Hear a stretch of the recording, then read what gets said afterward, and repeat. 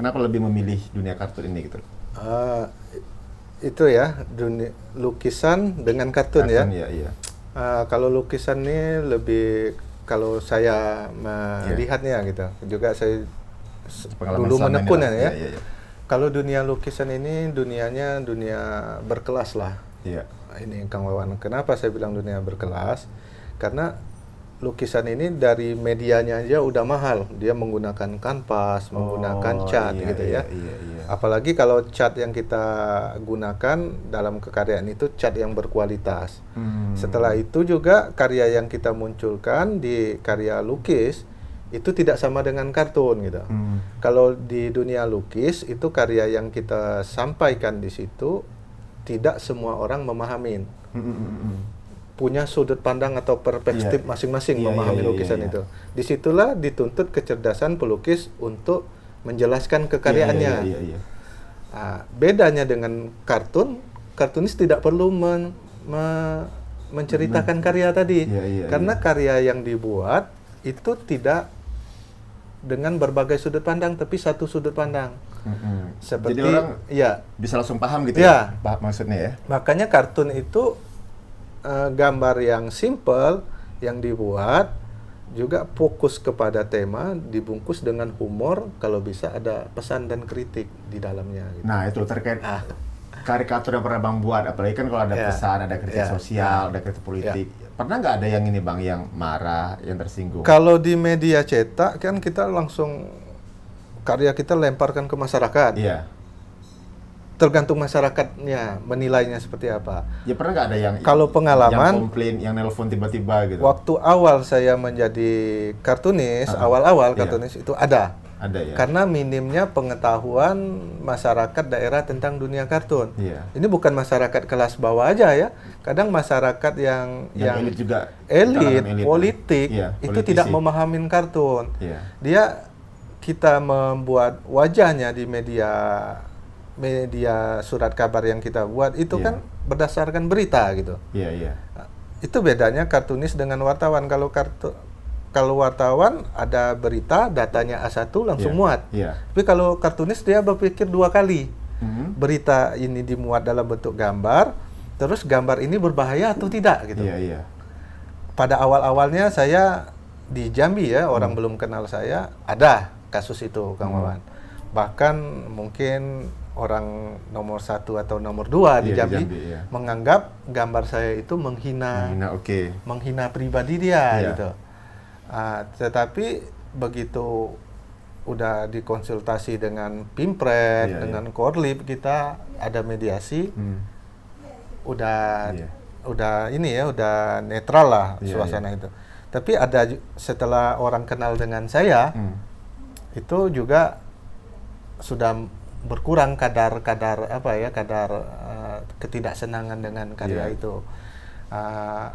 Dan juga saya dengan kejadian yang seperti itu saya lebih ada remnya gitu. Ada remnya, saya juga membuat karya khususnya editorial kartun itu saya meminimalisir wajah tokoh yang diangkat. Karena saya tidak lagi fokus kepada objek tetapi subjek gitu. Nah, ini saya kasih contoh ya, misalnya tentang seorang pejabat daerah melakukan tindakan korupsi. Misalnya.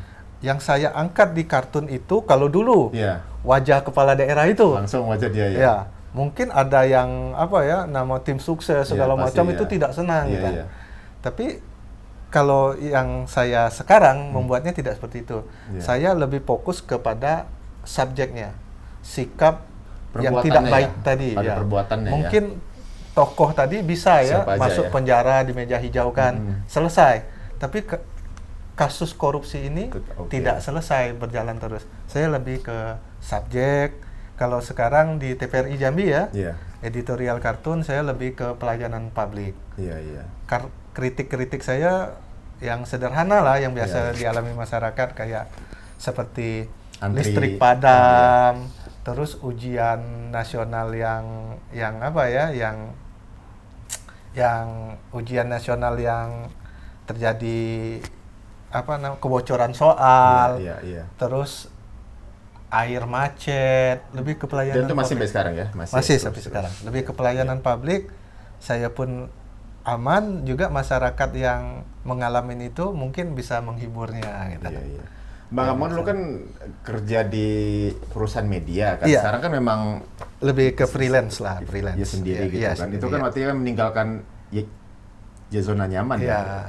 Bagaimana Bang kok yang berani mengambil keputusan itu gitu? Saya membaca situasi Kang Wawan karena makin hari ya saya lihat media konvensional sudah transisi gitu.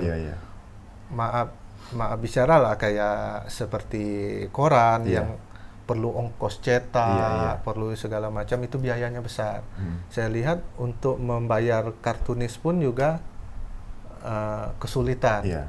Jadi sayanya sendiri yang menarik pelan-pelan gitu, mencoba beralih, tetapi tidak meninggalkan benang merah kita sebagai kartunis. Salah satu alternatifnya saya mengikuti kontes internasional ini, itu alternatif. Yang kedua, saya juga beralih dari media yang konvensional ke digital. Kartun yang ditonton gitu, karena setiap hari orang masyarakat udah megang gawai, gadget gitu kan. Saya beralih ke sana. Dan juga karena sekarang juga kan kalau dulu kartun identik dengan orang baca koran kan, di surat kabar. Sekarang kan orang maaf kepada media cetak, tapi kan tingkatnya udah berkurang dibanding orang yang media online gitu kan. Nah sementara jarang juga ya kita lihat kartun muncul di media-media online kan? Iya, saya pun juga saya ini kan basic ilustrator, penggambar, bukan animator, penggerak gambar. Jadi saya menyadarin, wah kalau saya jadi animator membuat film kartun sudah makan waktu juga, biaya-biaya yang tidak terduga, sulit dikendalikan. Jadi saya mencoba mencari akal nih gimana karya kartun saya yang 2D bisa ditonton. Jadi saya tuh merekam proses pembuatannya, Kang Wan.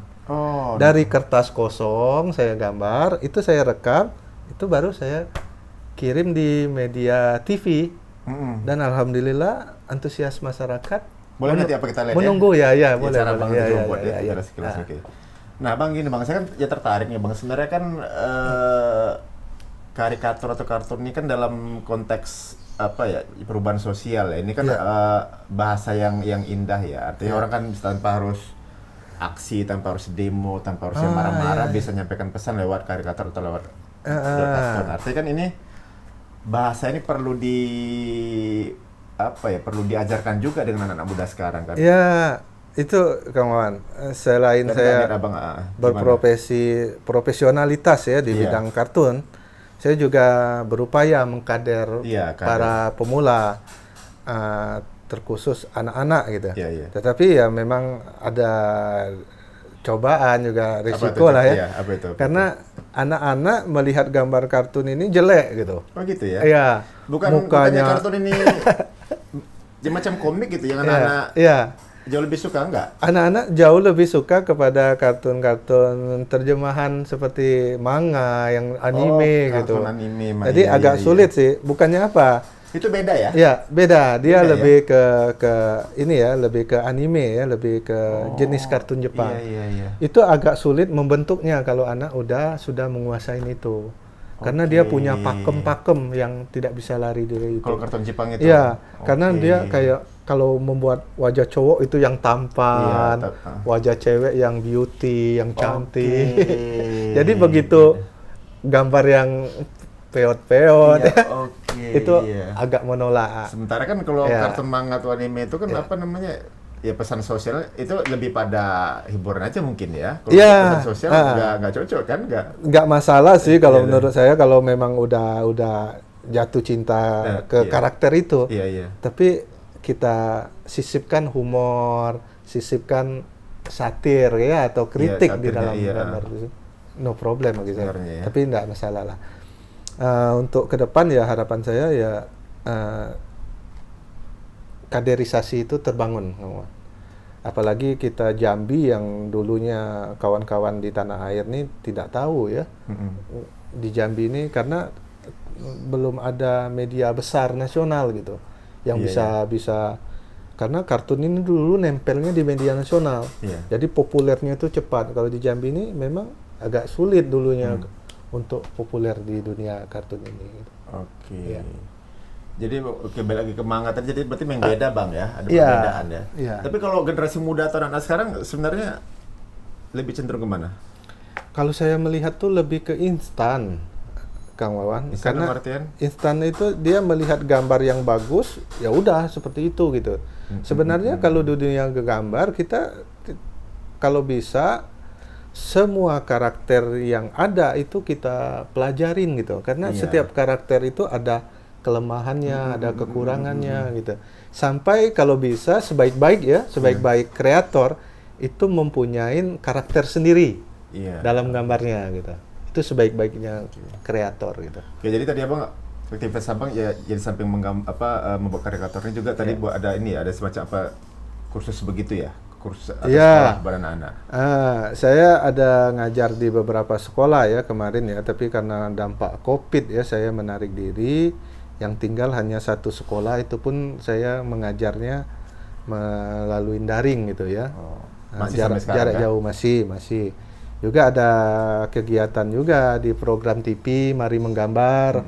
Kalau tidak ada Covid itu saya datang ke kampung-kampung tuh Kang Wawan. Untuk ngajarin gambar. Mengajarkan gambar kepada anak-anak. Iya, dulu kan ada Pak Tino Sidin Iya, kan. Model seperti itulah. Hanya saja kan, harus kalau lagi ya. Pak Tino Sidin ya lebih menasional ya. Kalau saya lebih ke daerah-daerah gitu. Ya belum aja mungkin Bapak insya Allah kan. Ya mudah-mudahan. Maksud saya seharusnya juga generasi muda kita diberikan banyak pilihan juga kan, tidak hanya tahu sekarang game online atau apa, tapi Kang Wawan, keterampilan soft skill begitu harus diajarkan juga. Iya, itulah yang saya menjadi dilema ya, kebanyakan anak-anak milenial sekarang itu menjadi konsumtif gitu, tidak produktif gitu.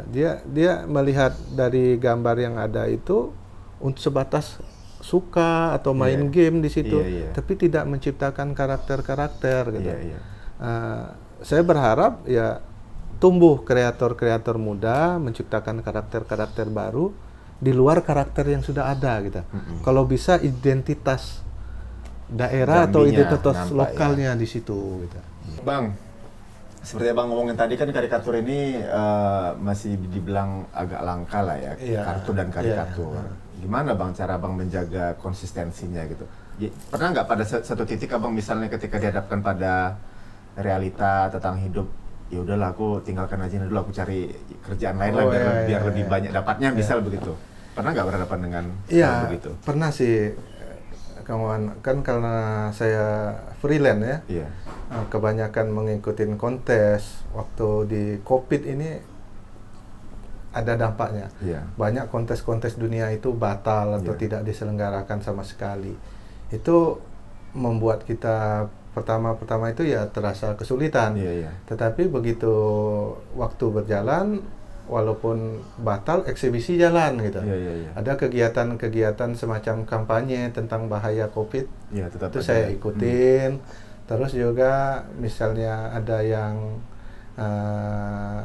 memesan gambar, membuat karikatur keluarga, atau membuat hadiah spesial, atau membuat serah terima jabatan atasan yang baru.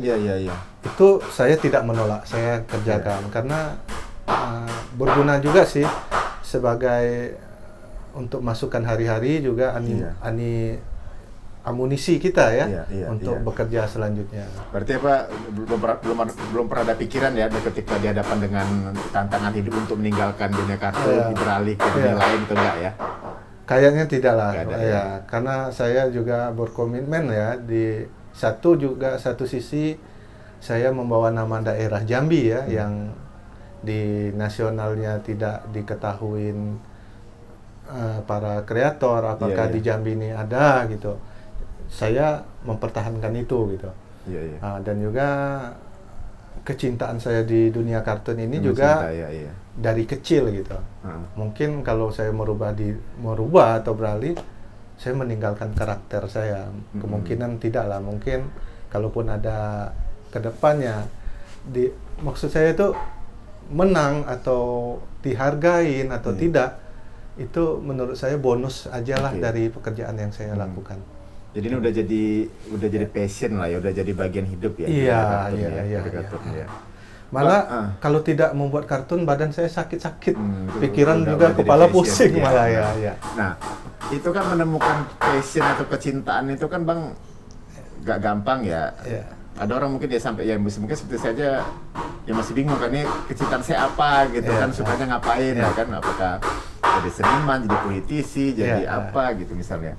Nah, kan Abang ada ngajari anak-anak ini. Nah, kalau menurut Abang untuk belajar karikatur ini atau kartun ini sesuatu yang mudah atau susah? Dia nih kalau untuk membuat gambar lucu itu tidak susah. Dia ada fase-fasenya ya, ada tingkatan. Dari gambar karakter yang biasa sampai kita buat karakter itu yang ada unsur humornya gitu. Kalau anak udah punya basic gambar mudah mengarahkannya. Tapi kalau untuk menciptakan anak supaya punya basic gambar itu yang terkadang sulit. Jadi balik kepada kecintaannya bakat awalnya ya. Juga kemauan anak. Terkadang anak nih agak keras juga dia karena dia udah terbiasa gambar itu diarahkan ke gambar lain ya atau dibelokkan ya. Ada jenis gambar lain nih lebih lucu segala macam. Tergantung anaknya. Terkadang anak tuh tidak membuka diri dia untuk menambah ilmunya. Tapi ya fungsi kita bagaimana virus kartun ini menyebar gitu. Nah, itu fungsi kita. Itu masih apa lakukan ya? Masih saya lakukan sampai hari ini. Bang, seberapa puas Abang rasanya, misalnya seberapa manfaat menurut Abang bisa buat kartun ini dengan kepedulian atau pesan-pesan sosial yang Abang sampaikan? Dampaknya Yang saya ungkapkan di sini berupa perbaikan gitu. Ada pesan perbaikan. Dampaknya terjadi atau tidak, saya rasa pesan yang saya sampaikan di sini positif gitu. Kalau seandainya ada perbaikan, wah kita merasa bangga juga karena daya dorong kita melalui dunia gambar ini tersampaikan. Gitu. Artinya ada ataupun tidak ada lomba, kalau Abang rasa ada sesuatu yang perlu Abang sampaikan lewat kartun, Abang tetap akan buat tetap akan buat walaupun nggak dibayar orang, enggak. Malah yang kayak seperti ke pelayanan publik yang menurut kita ambigu gitu kita jelaskan lewat kartun itu tidak ada nilai ekonomisnya. Tapi begitu bisa diaplikasikan ke masyarakat, kita merasa daya dorong kita melalui dunia gambar ini berhasil gitu. Berarti apa yang kita suarakan lewat gambar didengar Bang ya. Oke Bang, makasih banyak Bang. Sebelum kita tutup nanti Abang coba gambar sedikit Bang ya. Oke, siap. Biar masyarakat juga lihat ya. Gimana sih cara buat kartun untuk karikatur itu? Oke, siap. Oke.